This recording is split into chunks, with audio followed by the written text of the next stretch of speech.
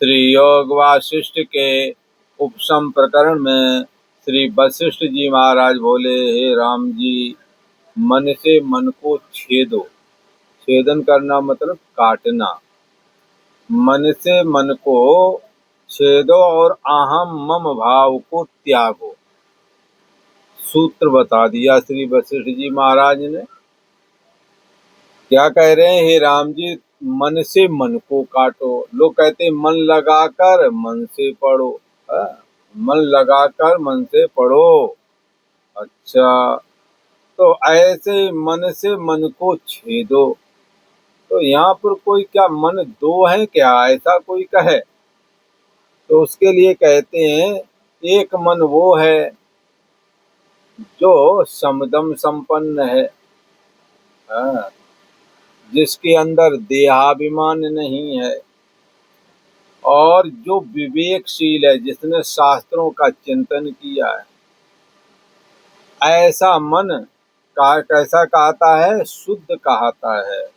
जिस मन में परमात्मा श्री हरि की भक्ति का निवास है, जो ब्रह्म चिंतन करता है जिसका मन, उसका मन निर्मल कहा जाता है।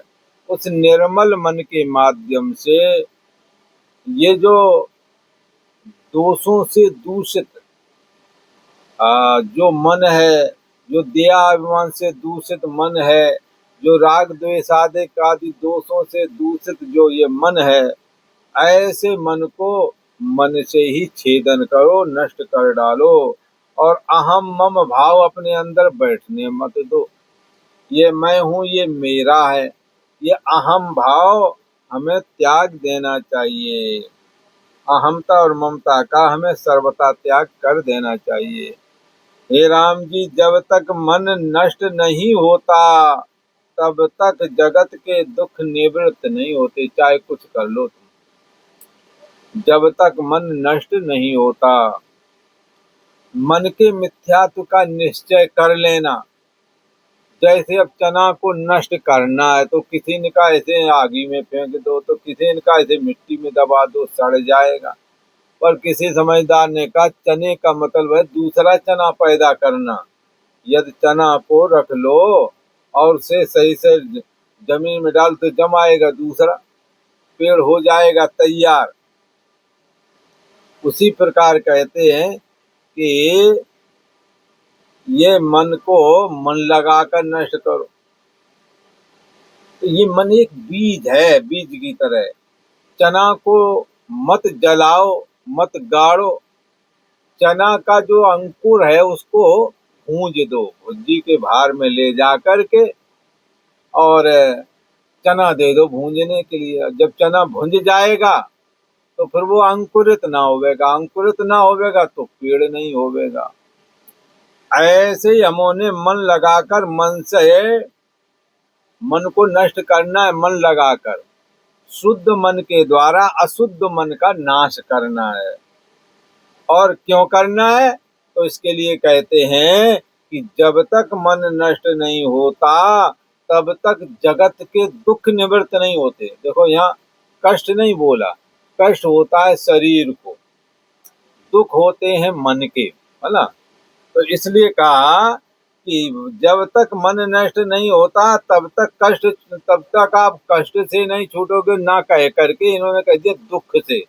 और सुख दुख मन के धर्म, मैंने किया मैं भोगूंगा, ये बुद्धि का धर्म, भूख और प्यास प्राण का धर्म।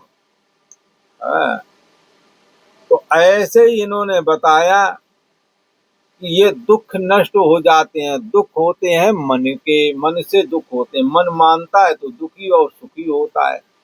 अनुकूल परिस्थिति को देखता है तो सुखी हो जाता है, प्रतिकूल परिस्थिति को देखता है तो दुखी हो जाता है। इसीलिए तो कहा कि मनेव मनुष्याणाम कारणम बंध मोक्षयो, मन ही बंधन और मुक्ति का कारण है। क्योंकि श्री वशिष्ठ जी महाराज कहते हैं जब तक मन नष्ट नहीं होता तब तक जगत के दुख निवृत्त नहीं होते। जैसे शरीर में कहीं दर्द हो रहा है तो इसको कहेंगे कष्ट है, इसे पीड़ा है।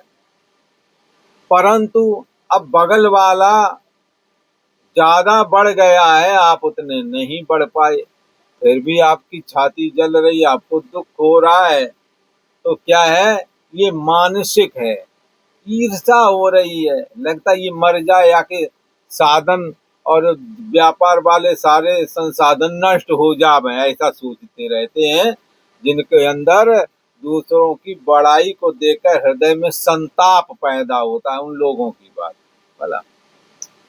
तो ये नहीं होना चाहिए, गलत है। दूसरों की उन्नति में खुश होना चाहिए और आपको भी उन्नति करना चाहिए, अधिक से अधिक धन कमाए और धर्म पूर्वक कमाए, और उसका दूसरों के, वो धन तुम्हारा दूसरों के भी मदद में काम आवे, ये तो धन की पवित्रता हो जाएगी है। आप जरूरतमंद को भी कुछ हेल्प करें अपनी यथाशक्ति। तो यहाँ कहते हैं कि आ, जब तक मन नष्ट नहीं होता, भाई कष्ट की तो निवृत्ति का उपाय है, सर दर्द हुआ टेबलेट ले आए, निवृत्त हो गया, बात खत्म। अब आपके हृदय में जो संताप है वो कैसे दुख दूर हो गए? हाँ, दुख है कि विवाह नहीं हुआ, फिर दुख है कि बच्चे नहीं हो रहे, मकान नहीं बना पा रहे, बच्चे नहीं पढ़ा पा रहे, ये चिंतन, ये टेंशन कहाँ होती है? ये मन में होती है। तो यदि मन को नष्ट कर लोगे तो इसमें काफी हद तक आपको, क्योंकि ये सब दुख और सुख जो मानसिक हैं ये आसक्ति की वजह से होते हैं। यदि आप विवेक दृष्टि का आश्रय करके मन को नष्ट करने का प्रयास करोगे, मन का नष्ट करना क्या, मन के मिथ्यात्व का निश्चय करना ही मन का नष्ट करना कहलाता है। इसलिए यहाँ कहते हैं जब तक मन नष्ट नहीं होता तब तक दुखों का अंत नहीं आता। जब मन के मिथ्यात्व का निश्चय किया तो मन जिन भोगों को भोगेगा उनसे वो उपराम हो जाएगा। तो यदि उपराम हो गया मन, तो मन विवेकशील हो गया, और विवेकशील हुआ तो गंदा वाला मन खत्म हो गया। एक ही मन है, जब उसमें गलत संस्कार होते हैं तो गंदा वाला मन कहलाता है, और जब उसमें अच्छे संस्कार होते हैं, जब तब सुमरन भजन होता है, ज्ञान वैराग भक्ति होती है, दूसरों के प्रति कृतज्ञता दृष्टि तथा दूसरों के हम काम आ जाए, ऐसा जब भाव होता है मन में, तो ये मन शुद्ध मन कहलाता है। जब मन उपनिषद शास्त्र, गीता शास्त्र आदि ग्रंथों का श्रवण करके ऐसा सुनता है कि मन का निजी अस्तित्व नहीं है, परमात्मा के अस्तित्व से अस्तित्ववान होकर के सत्य सा लगता है, जिस परमात्मा की सत्यता से ये जड़ मन भी सत्य होकर के भाषित होता है। जासु सत्यता से जड़ माया अथवा मन भास सत्य एवं मोह सहाया। मोह की ऐसी महिमा है कि जिसकी वजह से ये परमात्मा की सत्यता देह और जगत और मन और इंद्रियों में दिखने लगी है। जगत सत्य दिखने लगा, जबकि सत्य क्या है? यो बुद्धि परतत सुचा, जो मन और बुद्धि को भी जानने आ रहा है, जो मन और बुद्धि का साक्षी है, यही सब ब्रह्म स आत्मा, यही आत्मा है, यही ब्रह्म है। इसको जब जान लेते हैं तो मन इससे स्वतंत्र होकर के कोई अपना वजूद नहीं रखता। यदि आत्मा में संयम करें, क्या संयम करें कि मैं हूं और जान रहा हूं, है और जानना पना में यदि हम सजग हो जावे तो मन जहां है वहीं रुक जाता है। इसलिए मन का अंत कैसे होता है? दुर्लभ तत्व ज्ञान के श्रोतव्यो मंतव्यो निदिध्यासितव्या के द्वारा मन का नाश हो जाता है। यहाँ कहते हैं कि जब तक मन नष्ट नहीं होता तब तक जगत के दुख भी निवृत्त नहीं होता है।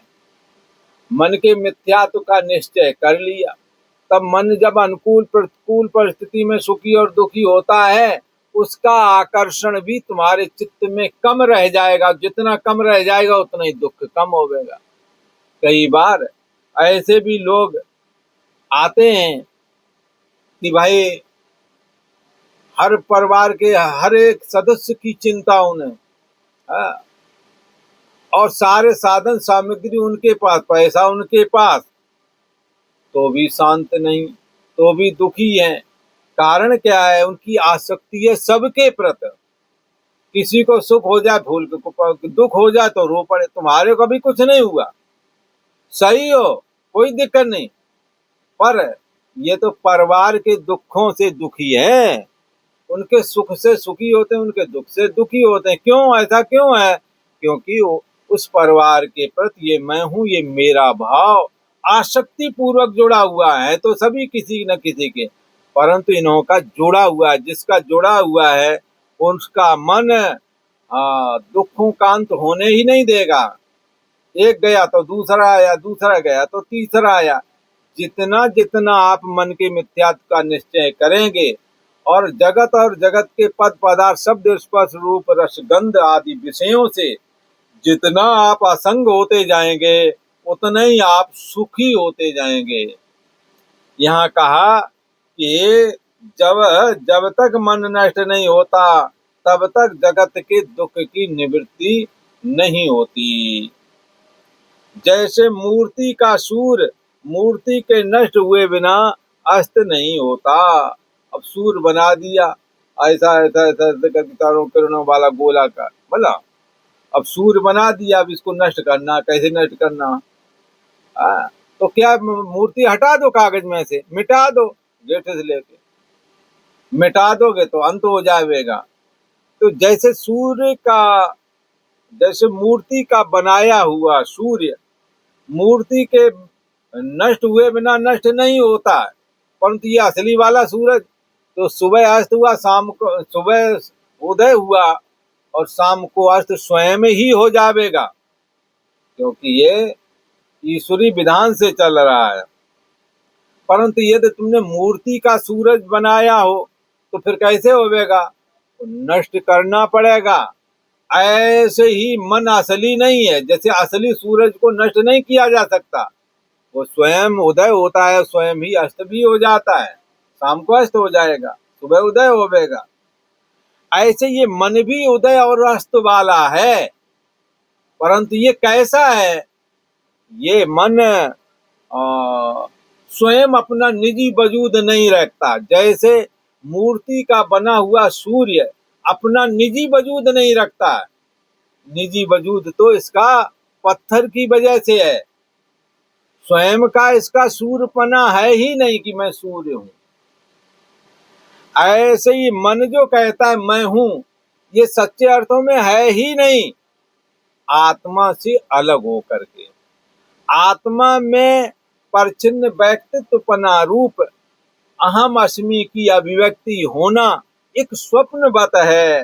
जैसे स्वप्न भाषा, ऐसे ही ये मन भी चैतन्य सत्ता आत्मा में लहर सी उठी और मैं हूं ये लगने लगा। चैतन्य आत्मा सत्तात्मक है, चैतन्य घन है, सतरूप है, चित रूप है, आनंद रूप है, इसलिए इसको घन सच्चिदानंद स्वरूप कहा गया है। मूर्ति का सूर्य मूर्ति के नष्ट हुए बिना अस्त नहीं होता। ऐसे ही मन का बनाया हुआ ये दुनिया भर का तामझाम मन के नष्ट हुए ये नष्ट नहीं होता, ये कहने का अभिप्राय है। इसलिए इसको यदि नष्ट करना है तो हमने क्या करना है? नष्ट करने के लिए हमें मन को ही नष्ट करना। अहम त्वम इदम आदि ये जो जगत है, नष्ट होने का मतलब इससे आसक्ति रहित हो जाना, इसके होने न होने से हमें कोई सुख और दुख ना मिले। यदि सुखी दुखी हुए तो ये भी सत्य है। तो इसलिए हम कोई ऐसा उपाय करें कि जिससे हमारे अंदर के जगत भाव की निवृत्ति हो जाए। तो श्री वशिष्ठ जी महाराज ने कहा आप मन की निवृत्ति करें, जगत की निवृत्ति हो ही जाएगी। जैसे मोबाइल में चिप में भरे हुए जितने वीडियो हैं वो दिख रहे हैं। कोई कह रहा है ये वीडियो नहीं दिखने चाहिए, बोले जब तक चिप नहीं हटाओगे ये वीडियो दिखते ही रहेंगे। तो चिप हटा दो, वीडियो दिखना बंद हो जाएगा। ऐसे ही जब तक आप मन को नष्ट नहीं करोगे, मन से उत्पन्न होने वाले दुखों की भी निवृत्ति नहीं होती।